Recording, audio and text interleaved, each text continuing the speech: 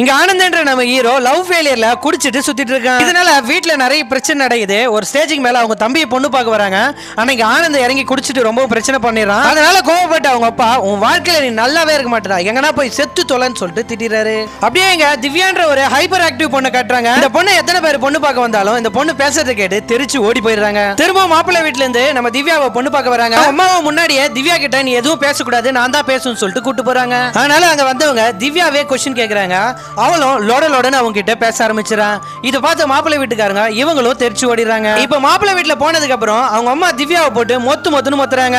Anand friends and family எல்லாம் சேர்ந்து அவனை மறுவாழ்வு மையத்துல சேர்த்து அவனை கியூர் பண்ணணும்னு பாக்குறாங்க. இவனும் ஒரு அளவுக்கு அங்க இருந்து கியூர் ஆகி வந்துடுறான். இப்போ ஆனந்தோட தம்பிக்கு கல்யாணம் பண்ணணும் அப்படின்றதுனால திவ்யா ஹைப்பர் ஆக்டிவா இருக்கா அப்படின்னு தெரிஞ்சு அப்பா அவனுக்கு கல்யாணம் நடந்தா போதும் அப்படின்னு சொல்லிட்டு திவ்யா கூட அவனுக்கு கல்யாணம் நிச்சயம் பண்ணிடுறாரு. இப்போ ரிசப்ஷன் அன்னைக்கு நைட்டு அங்க கல்யாணத்துக்கு வரவங்க எல்லாரும் அரசல் புரசலா இந்த பொண்ணு சரியான லூசு, அவளுக்கு போய் இந்த மாப்பிளை கட்டி வைக்கிறாங்க அப்படின்னு சொல்லிட்டு பேசிட்டு இருக்காங்க. இது கேட்கிற ஆனந்தோட ஃப்ரெண்ட்ஸ் எல்லாம் இந்த மாதிரி இருக்கிற ஒரு பொண்ணை நீங்க ஆனந்த் கட்டி வைக்கிறீங்களா அப்படின்னு சொல்லிட்டு அவங்க அப்பா கிட்ட பிரச்சனை பண்றாங்க. இதை பாக்குற ஆனந்தம் அந்த பொண்ணை எப்படி இருந்தாலும் பரவாயில்ல அப்படின்னு சொல்லி அந்த பொண்ணு கையை பிடிச்சு கூட்டு போய் ஸ்டேஜ் ஏறி நான் இவ்வளவு தான் கட்டிப்பேன் அப்படின்னு சொல்லிட்டு சொல்லிடுறாங்க. கல்யாணத்துக்கு அப்புறம் இவங்களோட வாழ்க்கையை ரொம்பவும் சந்தோஷமா ஸ்டார்ட் பண்றாங்க. அந்த பொண்ணு சில மாசத்துக்கு அப்புறம் பிரெக்னன்ட்டும் ஆயிரா.